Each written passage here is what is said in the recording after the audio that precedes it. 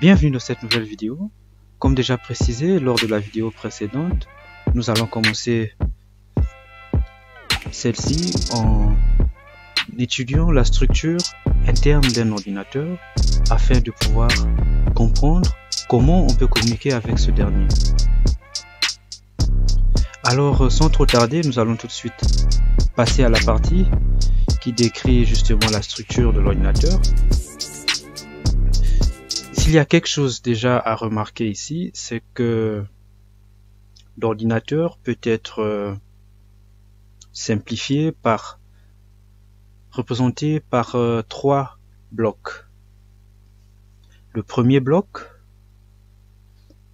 qui n'est pas marqué ici, est le bloc qui en quelque sorte rassemble les entrées et les sorties. Le deuxième bloc, c'est le bloc processeur, et le troisième bloc est le bloc mémoire. Intéressons-nous plutôt au processeur parce que on voit qu'à l'intérieur du processeur, il y a l'unité de contrôle. L'unité de contrôle, c'est le maître d'orchestre de l'ordinateur parce que c'est lui qui décide quelle tâche qui doit être exécutée à quel moment. Voilà. Donc il donne des instructions à l'unité arithmétique et logique. Comme son nom l'indique, c'est l'unité qui se sert de faire des calculs, qui fait aussi la comparaison entre les différents états logiques des variables ou des éléments qui sont stockés en mémoire. Et lorsque cet élément finit de faire ses opérations, il arrive qu'elle puisse renvoyer une valeur dans la mémoire, ou bien justement qu'elle puisse prendre des valeurs qui se trouvent dans la mémoire afin de pouvoir opérer des tâches sur ceux-là qui se vident une fois qu'on arrête l'ordinateur. Lorsqu'on regarde le schéma, on voit que l'ordinateur présente et des sorties, on peut dire c'est l'interface de l'ordinateur avec le monde qui l'entoure, l'environnement extérieur. On peut citer par exemple comme différentes sources d'entrée la souris que j'utilise là actuellement pour pouvoir pointer sur diverses positions de mon écran, le clavier qui me permet justement de taper et de préparer par exemple ce tutoriel. On pourrait aussi parler du lecteur CD et encore de bien d'autres périphériques externes qui envoient de l'information à l'ordinateur. Et pour les sorties, on peut parler de l'écran qui permet d'afficher de l'information. On peut parler des haut-parleurs, des projecteurs, des imprimantes et encore de bien d'autres choses. Tout ça, c'est en fonction de l'application. On pourrait par exemple imaginer un appareil qui sert à lire des codes barres comme étant aussi une sorte d'entrée pour l'ordinateur.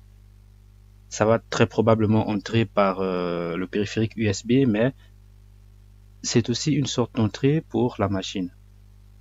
Voilà, on va pas trop rentrer en profondeur.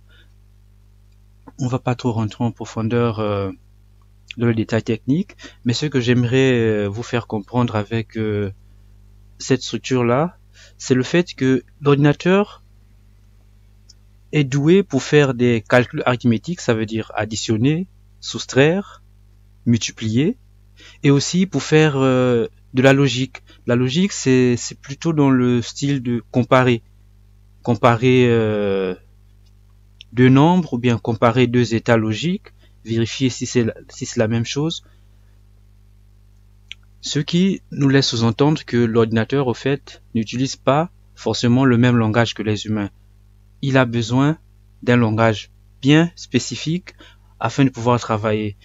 Et lorsqu'on rentre dans le matériel, on se rend compte que le langage que l'ordinateur utilise, c'est le langage binaire. C'est un langage qui est matérialisé par deux états différents de tension. Soit on a 0 volts ou 5 volts ou 3,3 volts. C'est à chaque fois, le 1 représente une présence de tension et le 0 représente toujours une absence de tension, ou alors un niveau de tension qui est très bas qu'on assimile à un 0. Vous allez sans doute vous demander, mais c'est quoi Python au fait? Qu'est-ce que c'est? Python, c'est un langage de programmation, un langage qui nous permet de donner des instructions précises à notre ordinateur, instructions qui par la suite vont être interprétées en une suite de 0 et de 1 pour l'ordinateur. Et grâce à cette suite de 0 et de 1, l'ordinateur est capable de réaliser les tâches pour lesquelles on l'a programmé au préalable. Donc le langage Python que nous allons apprendre progressivement grâce à ce tutoriel a été publié pour la première fois en 1991. Donc c'est un langage qui a été inventé dans le début des années 90 par Guido van Rossum, qui était un informaticien néerlandais. C'est le monsieur là, oui. Mais vous allez sans doute vous demander pourquoi avons-nous décidé de commencer ce cours de programmation avec Python? Pourquoi pas notre langage comme du C, du C++ ou même du Java? Pourquoi on a décidé de se mettre à travailler avec Python? Cela peut s'expliquer par plusieurs raisons. Déjà, il y a le fait que Python est un langage dit simple. Simple pourquoi? Parce que la syntaxe est assez similaire au langage humain. C'est aussi un langage puissant parce que Python nous permet de faire plusieurs choses. On peut réaliser par exemple des jeux sympas, on peut faire des calculs numériques pour ceux qui sont plutôt orientés maths.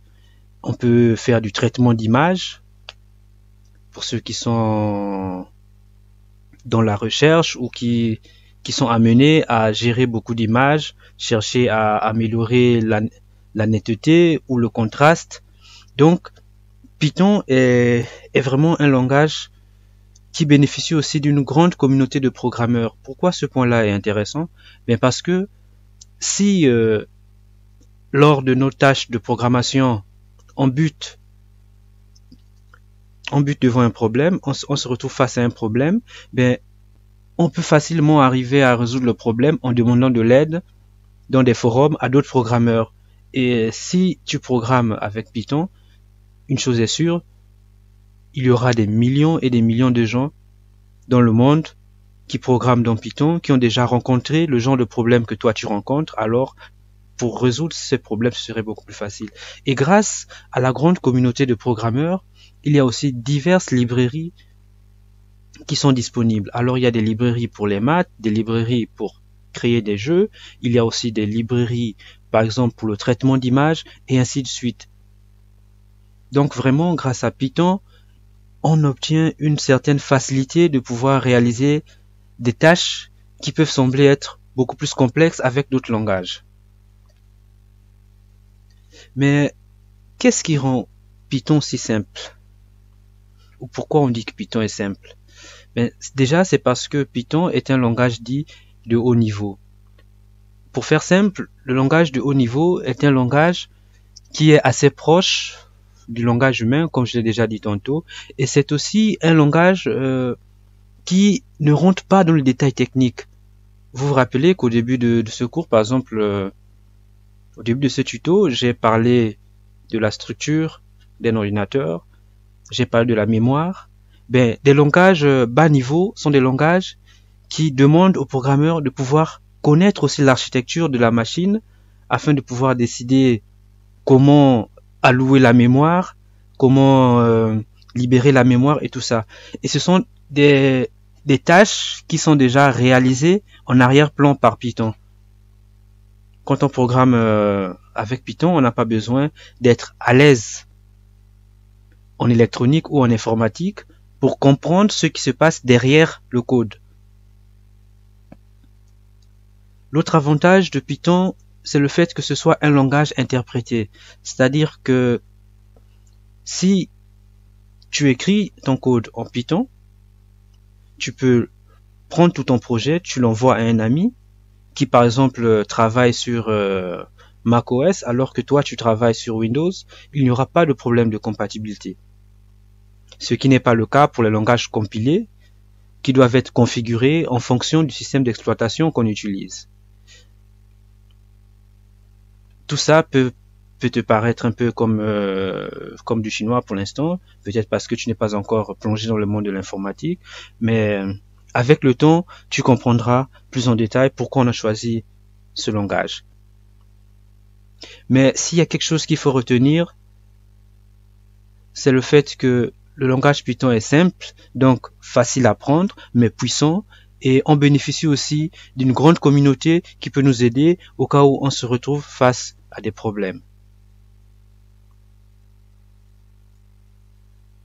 Voilà, on a assez investi du temps dans la théorie. Ce serait bien de passer à quelque chose de pratique, faire bouger les choses.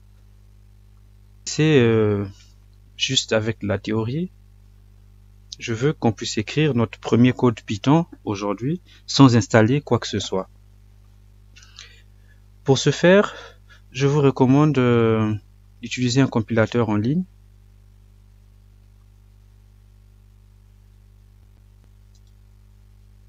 Par exemple, utiliser le site rep.it.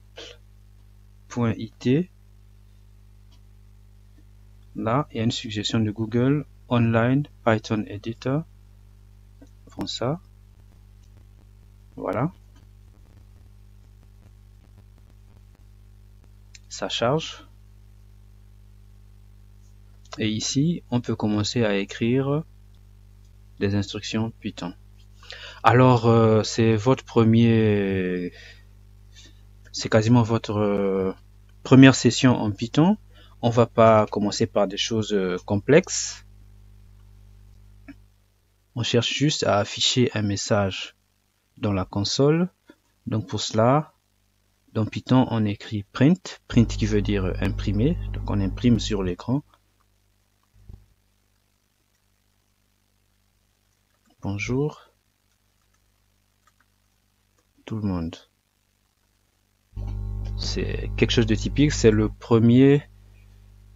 première commande, sinon le premier code qu'on écrit lorsqu'on apprend à programmer dans un langage informatique. Il suffit juste d'appuyer sur Run afin de pouvoir voir le message qui s'affiche dans la console. Bonjour tout le monde. Voilà.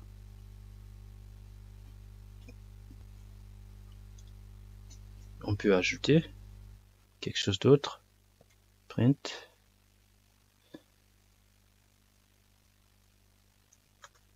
Je viens de coder mon premier programme avec Python. Même chose, Run.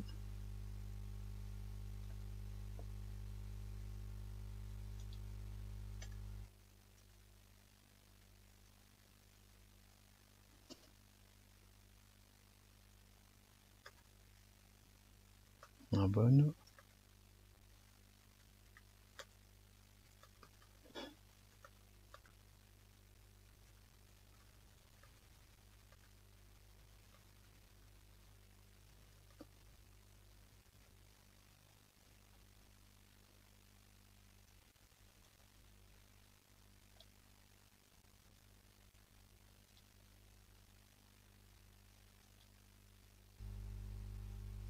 Voilà.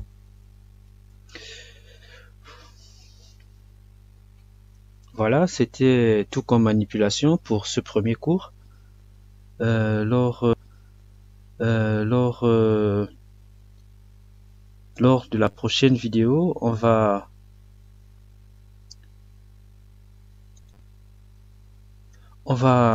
d'abord dans un premier temps installer les programmes dont on a besoin afin de pouvoir programmer sur sa machine, même sans connexion Internet. Parce que la première option qu'on a utilisée aujourd'hui, si on n'a pas Internet, ça marche pas.